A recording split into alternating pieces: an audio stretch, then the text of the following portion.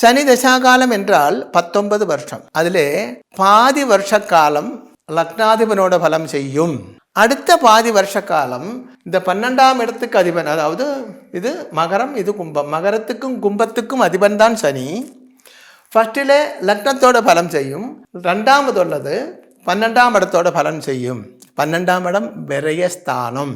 இங்கே அந்த சனி குரு பார்வையில் இருந்தாலும் குரு 3ஆம் இடத்திலே இருக்கிறதுனால அதுக்கு ஃபுல் பவர் கிடையாது.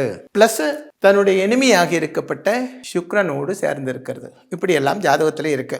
அப்போ சனி தசா காலம் செகண்ட் பார்ட்டு தோஷம் கொடுக்கறதுக்கு அதுதான் காரணம். ப்ளஸ் இங்கே மாந்தி இருக்கிறது, செவ்வாயோடு கூடி சேர்ந்து இருக்கிறது, இப்படியெல்லாம் மைனஸ் நிறைய இருக்கிறது. ஆனால் மாங்கல்ய தோஷம் என்று சொல்லப்பட்டது அதை கிடையாது. ஜாதகப்படி இவருக்கு மங்கல்ய ஸ்தானமான 7ஆம் இடத்தில் ராகு பார்வை இருக்கிறது.